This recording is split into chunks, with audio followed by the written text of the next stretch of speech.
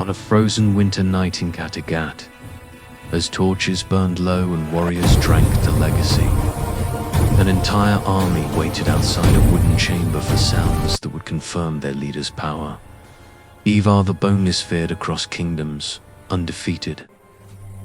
In battle was expected to prove something no sword ever could. Inside Freydis stood, not as a bride dreaming of love, but as a woman trapped between politics, pride, and survival. Hours passed. No cheers rose. No laughter followed. Only silence pressed against the walls, thick enough to unsettle even hardened killers. When a scream finally broke the night, it was not the sound anyone expected.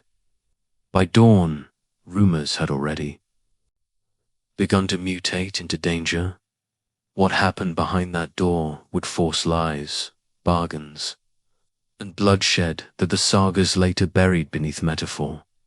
This was not a story of romance or triumph. It was the beginning of a private war, and the real cruelty was yet to come. Before that night, Ivar and Freydis lived in worlds shaped by expectation, not choice. Ivar Ragnarsson was already a legend-feared strategist, son of a myth, a man whose mind conquered where his body could not. His enemies called him boneless with dread, but within his own ranks the name carried a quieter threat: doubt. A Viking leader was expected to father sons as easily as he broke shields. Victory without heirs was seen as incomplete. Whispers followed him from camp to camp, questioning whether a man with a broken body could truly carry Ragnar's blood. Freydis, meanwhile, was no passive bride. She had stood in shield walls, felt the shock of iron on wood, and earned respect through scars, rather than lineage. Yet even warrior women were eventually cornered by fate. Marriage meant survival, protection, and influence, but also surrender. Their union was not born from love, but calculation. Ivar needed legitimacy. Freydis needed autonomy in a world that crushed women who stood alone. Together, they appeared unbreakable, a mind sharper than any blade, and a woman fierce enough to match it. The feast, the vows, the rituals promised strength and continuity. But beneath the celebration lay a fragile truth this marriage carried: the weight of an empire's belief system. If it failed, power would crack. And when power cracks, Vikings did not forgive. The breaking point came the moment the door sealed them away from the world. Outside, warriors drank and waited, confident that dominance would announce itself through sound. Inside, reality intruded. Ivar's strength had never been physical in the way Vikings worshipped. On battlefields, his mind bent men to his will. Here, stratagem offered no escape. Freydis saw the truth immediately, not with disgust, but with clarity. This was not a failure of courage. It was a collision between myth and flesh. Ivar understood what silence meant in a culture that equated manhood with conquest. Each passing moment sharpened the danger. If this night ended wrongly, whispers would become challenges, and challenges would become blood. Fear crept in, not fear of Freydis, but of exposure. For the first time, the man who terrified kings felt powerless. Freydis felt it too, though differently. She realized that whatever happened next would bind her to a lie or doom them both. They spoke when tradition demanded action. Words replaced ritual. Decisions replaced instinct. In that chamber, the marriage stopped being symbolic and became strategic. A choice was made, not one written in law or blessed by gods, but one shaped by survival. The silence outside thickened, turning from expectation into threat. When dawn approached, both understood the truth. The greatest danger was no longer the Saxons or rival Jarls. It was what the world would demand they pretend had happened in that room. After the door opened and the feast resumed, nothing truly returned to normal. Publicly, Ivar and Freydis were celebrated as a victorious union. Privately, they entered a different kind of confinement. Freydis was moved deeper into Ivar's household, surrounded by guards, servants, and watchful eyes. That mistook surveillance for honor. Every glance measured her body for signs of fertility. Every whisper carried expectation. Isolation was not solitude, was pressure without escape. Ivar, too, became trapped. His authority remained absolute on the battlefield, but within the walls of KINDHAT, he lived inside a performance that could never slip. Any softness, any hesitation, could unravel the illusion holding his power together. Between them lay an unspoken pact, silence in exchange for survival. They learned how to move together without revealing truth, carefully timed appearances, controlled distance, rehearsed confidence. Nights became negotiations of what could be shown and what must remain hidden. Freydis began to understand the cost of this arrangement. She was no longer merely a warrior or a wife. She was evident. Her body had become proof of a story that had not truly occurred. Isolation sharpened her fear, not of Ivar, but of what would happen when the lie demanded more than silence. In KINDHAT, secrets were never allowed to remain private forever. Humiliation did not arrive as open cruelty. It crept in through expectation. Freydis was displayed beside Ivar at feasts, seated higher than most warriors, yet stripped of privacy entirely. Women studied her body with narrowed eyes, measuring her worth in time past without a child.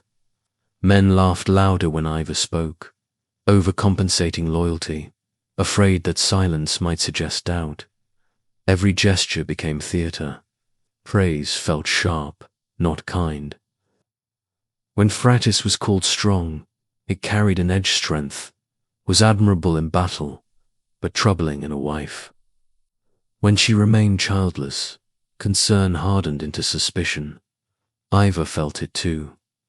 Challenges that once ended with blood now lingered in glances and unfinished sentences. His authority remained feared. The fear was no longer enough. In Viking culture, power without fertility was unstable. To maintain control, Ivar grew harsher, quicker to punish, more desperate to assert dominance elsewhere. Freydis absorbed the consequences. Any deviation from obedience reflected not only on her, but on the lie they shared. Her past as a warrior became an accusation rather than an achievement. She was corrected publicly, praised privately, controlled constantly. This was the humiliation Rome perfected through law. Vikings perfected it through honor. No chains were required. Shame did the work. Freydis learned that silence protected Ivar, but erased her. The more the world doubted him, the more tightly he held the image of control, and the more her life narrowed around maintaining it. What had begun as survival was now turning into sacrifice, and the price was climbing. The final confrontation did not erupt in a single argument or public accusation. It grew slowly, fed by paranoia and fear. Ivar began to sense what power always fears most: loss of control. Every rumor about heirs, every sideways glance at Freydis felt like an approaching blade. If the truth surfaced, it would not only shame him, It would destroy the authority holding his armies together. Freydis, trapped inside the lie, reached a breaking point of her own. She had given silence, loyalty, and reputation. Now the deception demanded blood. When suspicion fell on another man, whether lover, pawn, or convenient target of her, chose certainty over trust. In a culture where mercy was weakness, he acted as a ruler, not a husband. The execution that followed was swift and public, meant to silence doubt forever. Freydis watched without protest, understanding too late that survival had turned into complicity. Whatever bond once existed between them died in that moment. Ivar proved his power to the world, but lost the only person who knew him beyond legend. This confrontation settled nothing. It merely sealed their fates, one as a ruler increasingly ruled by fear, the other as a woman who learned that truth, once buried, never stops demanding payment. The final moments were not marked by death, but by distance. Ivar continued to rule, feared and obeyed, his name still enough to quiet halls and bend men to his will. Yet something essential had fractured. Power remained, but peace did not. Every victory tasted thinner than the last, every command enforced, with increasing cruelty, as though domination could silence doubt. Freydis lived on beside him, but no longer with him. Whatever intimacy had once existed built on shared survival and unspoken understanding was gone. She moved through Kattegat like a shadow of the warrior she had been, careful, watched. Reduced to function rather than will. The lie that had once protected them now defined them completely. There was no moment of confession, no final reckoning spoken aloud. Instead, the ending stretched across years, mistrust hardening into routine. Silence replacing strategy. Ivar's greatest fear that he was incomplete never left him. It grew sharper with age, feeding the very brutality that preserved his legend. Freydis understood the truth history would never record, that the most devastating loss was not reputation or power, but connection. Their story did not end with blood on the floor or bodies in the snow. It ended with two people alive, victorious by every external measure and utterly defeated in private. For warriors who feared nothing, this quiet ending was the harshest fate imaginable. History remembered Ivar the Boneless as a terror of kings, a mind so sharp it carved empires without mercy. The sagas praised his victories, his cunning, his ruthlessness. What they did not preserve was the cost of maintaining that image. Freydis faded into the margins of legend, reduced to a name, a wife, a footnote to male power. The truth, messy, intimate, dangerous, was buried beneath metaphor and silence. Because Viking society had no language for a leader who did not fit its ideal of manhood. Later storytellers softened the Eddas. Christian scribes edged his comfort away, and modern retellings turned tragedy into spectacle. Yet the fracture remains visible if you look closely. This was not simply a story of cruelty or betrayal. It was a story of how cultures crush those who do not conform, even when they are strong, even when they are brilliant. Ivar conquered kingdoms, but never escaped expectation. Freydis survived battlefields, but could not survive the lie required of her. Their legacy is not found in bloodlines or victories, but in the warning their story leaves behind. When power depends on illusion, truth becomes lethal. And when history chooses silence, the real story does not disappear, it waits.